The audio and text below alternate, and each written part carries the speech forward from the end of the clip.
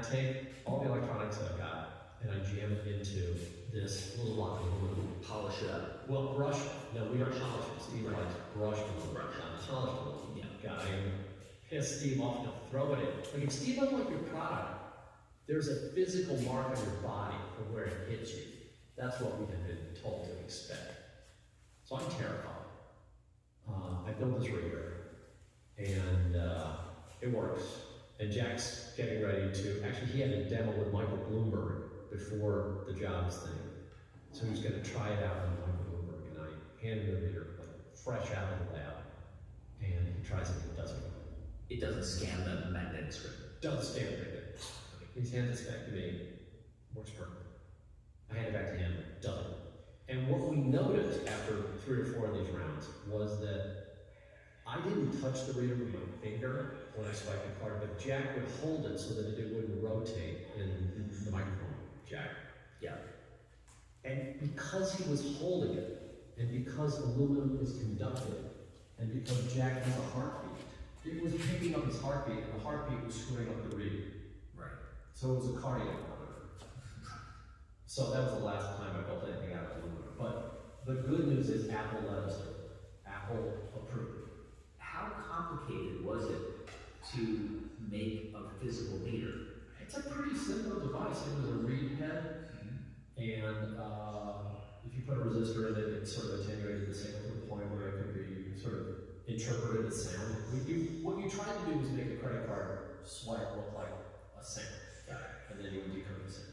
I guess to get people to adopt it, you also have to give these readers out for free. Yeah. And each reader costs you how much? 97 cents.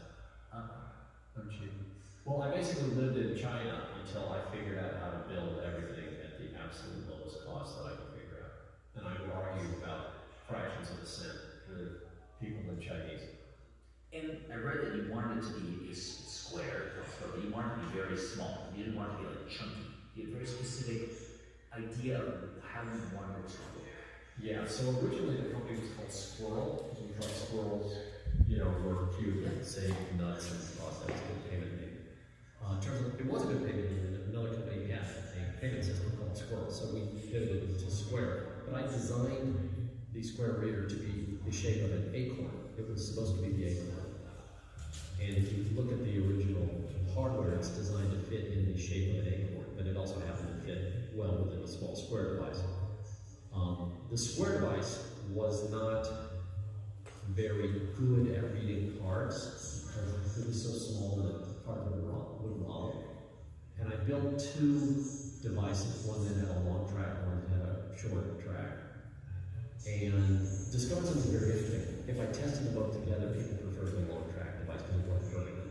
But if I tested them separately, which I often did because the long track device didn't fit in my pocket, whereas the short thing, would fit in that little pocket in your jeans that nobody knows what to do with, that thing in the upper right corner of your jeans.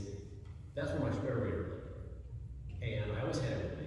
And I would try for people, and if I didn't have the big device with me, the reaction I would get for the small device was just mind-blowing. Like people had never seen anything that small with a credit card. It was like this magic trick. And they would go, let me see that, show me that, do that again. Okay, I wanna just jump into into the division of labor. Jack was he was creating the interface for this thing? Jack was mostly working on the server. Tristan was mostly working on the iPhone client. We had a few other people that were joining and working on various components of the software stack. And you were in the hardware of that piece because you were a glass builder. You had some. I was hardware because I was the weakest programmer. So I was relegated to everything else. So dealing with banks, Jim figured out. Furnishing the office, figuring out how to incorporate the business, like everything but programming fell to me. Okay, so from what I gather, about 6 months after you guys start working on this, you are ready to meet with investors. You've got a working prototype, and you are actually able to transact. Like from what I read, like in these pitch sessions, you would pitch these VCs and you would say, hey, here, give me your credit card. You would charge them like $1 or $5. We would charge them the amount to which Jack disliked them. Right, fair. Jack had a list of VCs he liked and didn't like them, depending on where you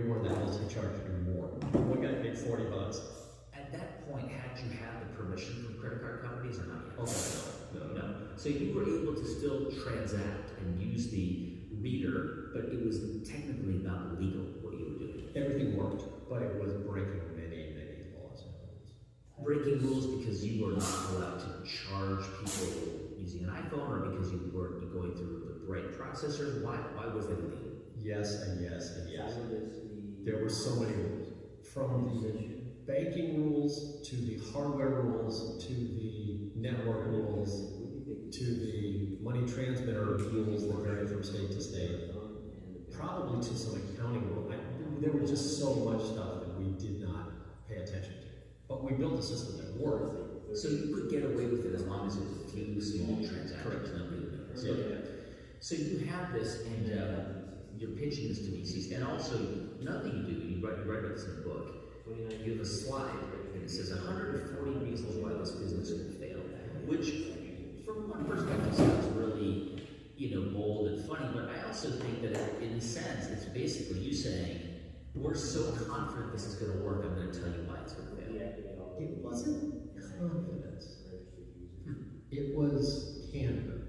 It was basically saying, "Well, this might not work, and here's all the reasons we could think of that it might not." And it changed the tenor of the room. If you've ever done a VC pitch, they're really weird things because they're basically, the VCs are out there playing defense. They're like goals. And the entrepreneurs, the people who are pitching, are just lying to you. Right? Now they're telling some truths. This is our hockey stick growth year, and this is our projections, and this is what we're going to do in year 2 and 5. And they have no idea. So the game is sort of attack and defend. You're attacking and defend. We changed the entire tenor by saying, "Look, here's all the stuff that we don't know. Here's all the stuff that might blow up in our face. Here are legitimate reasons to not invest in this business." And so because we put that up, instead of playing defense the entire time, most of the VCs looked at our list and said, "Well, we can probably do it." And I remember one guy telling me, "Oh, Amazon's going to attack you? Don't worry, I'm on the board of Amazon, and I developed Amazon Prime, and we can get them to leave you alone. Like, if you take our money, we'll guarantee that Amazon doesn't attack you." So while you're pitching this, there are people who are saying, "Oh, we can help you fix this problem with credit companies." Oh, yeah. Yeah. But no one thought that was going to be a challenge. Oh, no, they knew it was a challenge. I mean, you have to have a certain bold investor to back what we were doing. But there were a lot of bold investors, and we had several dozen term sheets. I mean, I don't think we had more than 3 pitches that didn't result in offers. Yeah. So you guys raised $10 million. Yeah, 11, I think, but yeah. 11.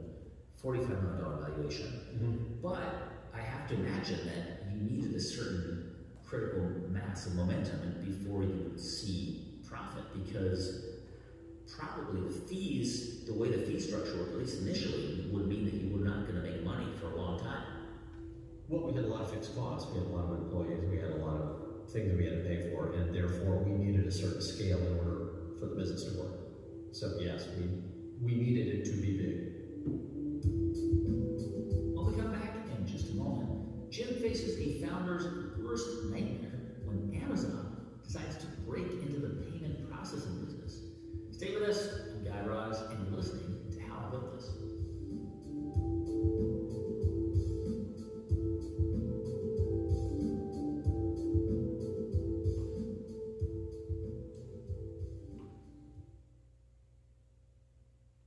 When I first started How I Built This, one of the very first tangible things I ever made was a stack of business cards. Nothing fancy, just my name, the logo, and the title. But I remember holding those cards in my hand and thinking, wow, this is real now. And that moment actually inspired me to think bigger. If I can make business cards, why not make something for listeners? T-shirts, sweatshirts, stickers, things people could wear and share and see out in the world. Well, that's exactly what Vistaprint helps small businesses do. Turn ideas into real, tangible products you can be proud of. Vistaprint supports you at every step, from choosing the right product to getting the design just right. They've got you covered. Whether you need a small tweak or a full-on rebrand, Vistaprint offers design services that fit your style and your budget. Vistaprint, print your possible. Right now, new customers get 20% off with code NEW20 at vistaprint.com. Adobe Acrobat Studio in your foundation. Use media spaces to generate a presentation. Grab your docs, elements, and move. See how that goes on the page, gets it in a groove. Choose a template with your tablet is cool. Come on now, let's fix those tools. Track, design, deliver, make it sing. AI builds the pixel, build that thing. Do that with Acrobat. Learn more at adobe.com/do that with Acrobat. In April for the marathon.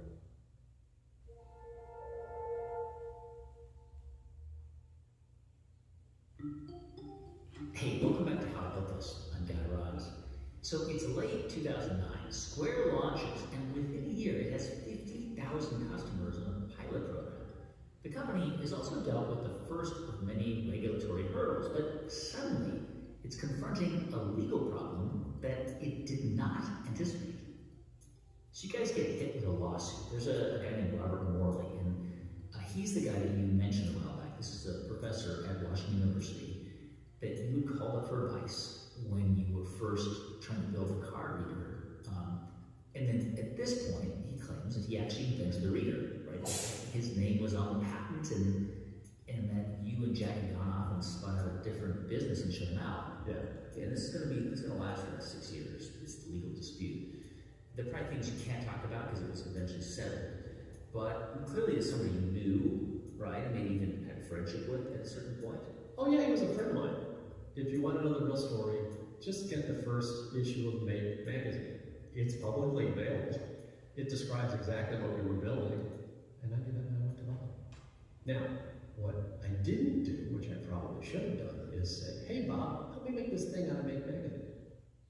But Bob decided that it was exciting. And in fairness to him, you know, this is not a documentary show, it's a one-person interview. So I always try to be respectful of people we talk about, even protect that person too, because they're not here to defend themselves. But from what I understand, he claims it's his idea, and this sets off a series of lawsuits back and forth for a while. Was that stressful? Was that did that distract you? I mean, what was stressful was he was a friend. But I don't think anyone else in the company thought it was serious. Well, I mean, you know, I think understandably, you know, there's money raised by the company, and maybe, you know, he thought he was a consultant and deserved some compensation. Anyway, he received a settlement, and that was that. Yeah. I think it took about 6 years. Yeah, something like that. Okay, so that's sort of the back. But meantime, you, in that time period, kind of step away from running operations day-to-day at Square. I think by middle of 2010 already, you feel like, okay, this thing's got legs. I don't actually need to be an officer in the company. I don't need to have direct reports.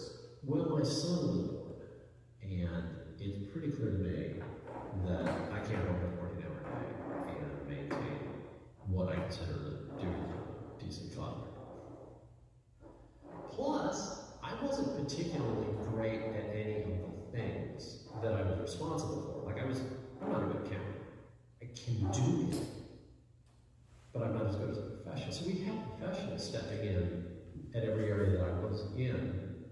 You know, I've stepped away from every company that I've started that's successful and left it to people who are better at running it than I am. I mean, just like a little over 2 years after Square's launch, it raises money at $1 billion valuation. I mean, were you surprised by that momentum, or by that point were you like, yeah, this is where we nailed this thing? The moment Square became real to me was when I was in a taxi with my wife. We're in the back of a taxi in New Orleans, and the taxi driver is using Square, and he's so excited about it because he can get paid with a credit card, and he's telling me about it. He's like, you gotta see this, it's the best thing in the world, and he's pitching me my own product, and he gets everything wrong. He gets all this stuff wrong, but he's so excited. You could see how it was just this magic unlock for him in his taxi business. And I turned to my wife and was like, hold on, this thing's big. When I saw the impact, that was the thing for me. So, yeah, I guess it was surprising. I will say this, the $1 billion threshold is sort of a magic threshold, and it was kind of cool to cross it. And then none of the daily things changed, so I think you just ignored it. Yeah. Go forward. So once you left, I mean, did you leave, or did you still have kind of a foot in at Square? Were you still? Oh, still on the board. Mm-hmm. You know, I'm basically the voice of the merchant. I am probably of the board members the most connected to people who get their hands dirty, or bust tables and clean up after other people. I won't say why I'm there, because that's not my choice.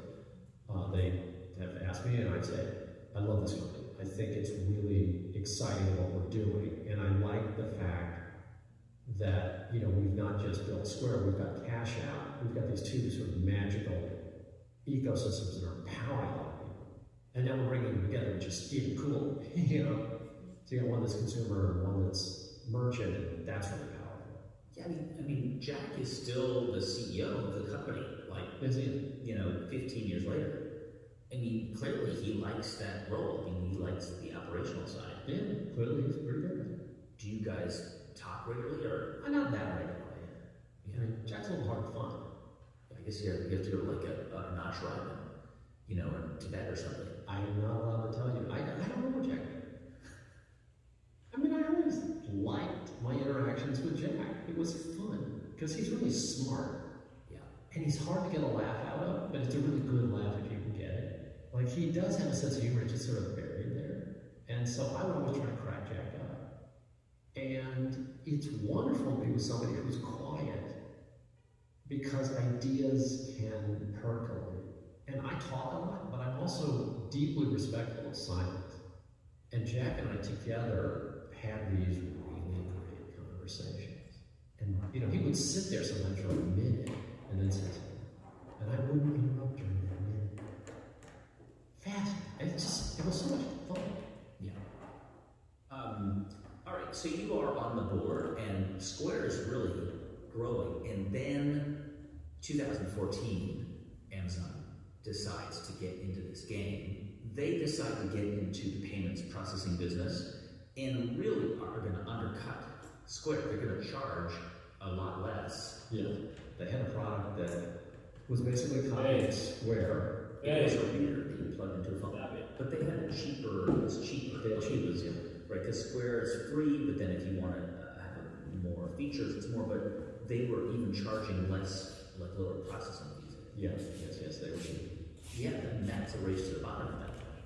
Well, yes, I mean, if you think of credit card processing as a commodity, which I think most people would, I mean, it's a logical thing to conclude that, well, these guys give me the exact same money in my bank, except these guys will charge me less for that money in the bank. Why wouldn't I go with the lower cost alternative and the brand name on top of it? I mean, Amazon's got the brand name and lower cost. Why would you not use it?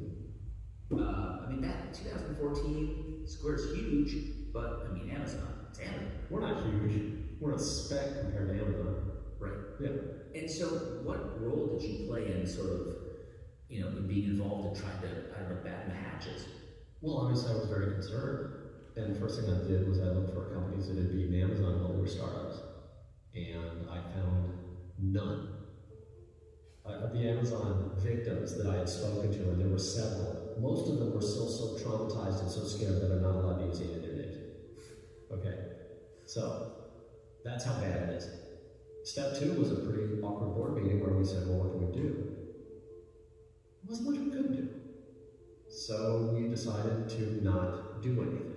Yeah, I mean, the strategy, Square's strategy was to essentially ignore Amazon when they released this product. Yes. They decided we're just not going to engage. But what are you going to do? Well, you could have tried to compete on price, right? You could have started a price war, but we didn't have the balance sheet for that. You would have lost so much money.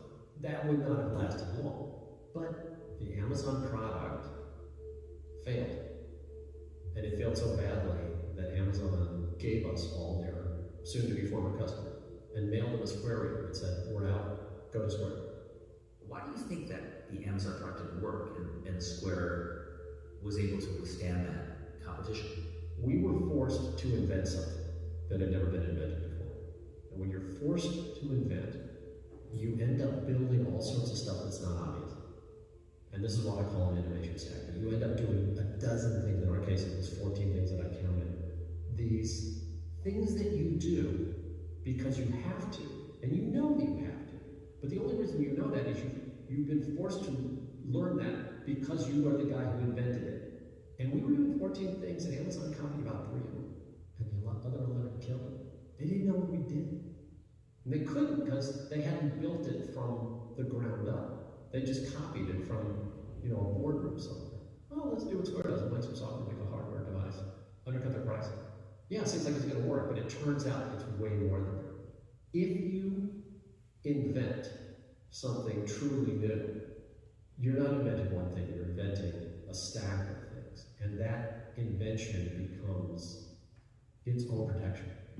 And as long as you behave, it turns out there are a bunch of rules that if you follow these rules, you can preserve that monopoly for as long as you want. It is a really, really powerful defensive thing, and it kept us alive against Amazon. Jim, I know that there have been a bunch of different projects that you've worked on after you formally left day-to-day with Square. You worked on this idea of like micropayments for journalism and a coding academy that you had, and you were a director at the Fed, the St. Louis Fed, for like 6 years. Yep. It seems like you don't like to do the same thing for too long. Well, yeah, look, I have tremendous resources now. Stuff that I was never expecting to have. And my family and I live pretty modestly. So what are we going to do with it?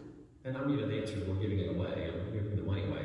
But I just go around and occasionally get attracted to problems. I say, well, who but a person who could afford to take tremendous risk could solve this problem? And I sort of see it as a responsibility I have right now to tackle certain problems that are unsolvable if you don't have the ability to walk away from a giant buyout or to do something crazy. What kind of problems are interesting to you? Right now my focus is drug testing. So it turns out that on a planetary scale we get about 30 new drugs a year. Yeah. And it's because the test costs hundreds of millions of dollars. Yeah. So if you lower the cost of a test from, let's say, $100 million to $10 million, you'd have a lot more tests. You would have a lot more shots on goal. You would do a lot more things that would save lives. So I've looked at this world and I've found some what I think are very inefficient processes. And since I'm completely ignorant when it comes to the world of drug testing, I am using my own money to basically demonstrate that we can do it cheaper and faster and better. You are 60? 60. Yeah, 60 this year. And so you've got, a lot of life left in you, right? Especially if these drugs work. Exactly.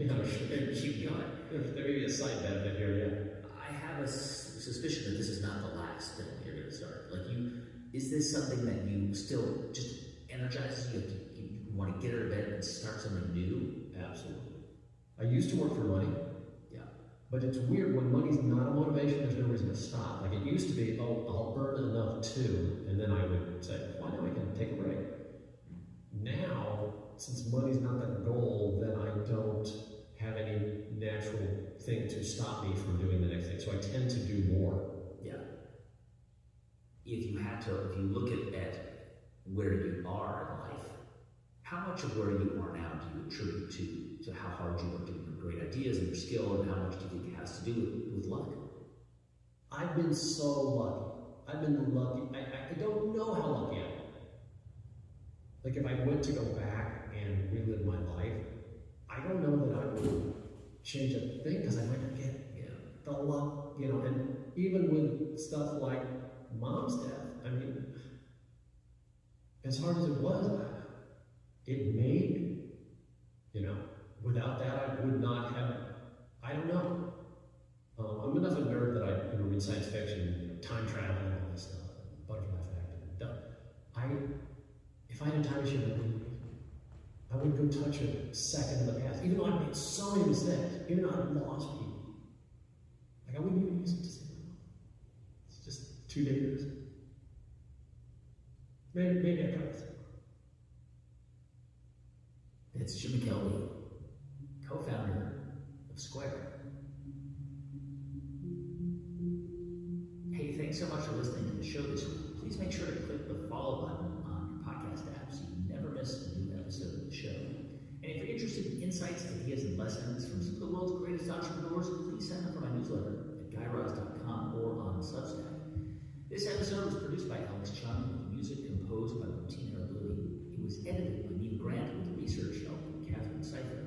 Our engineers are Patrick Murray and Robert Rodriguez. Our production staff also includes Casey Herman, Chris Massini, John Isabella, Sam Paulson, Carrie Thompson, Lamel Wood, Nora Gill, and Elaine Coates. I'm Guy Raz, and you've been listening to How I Built This.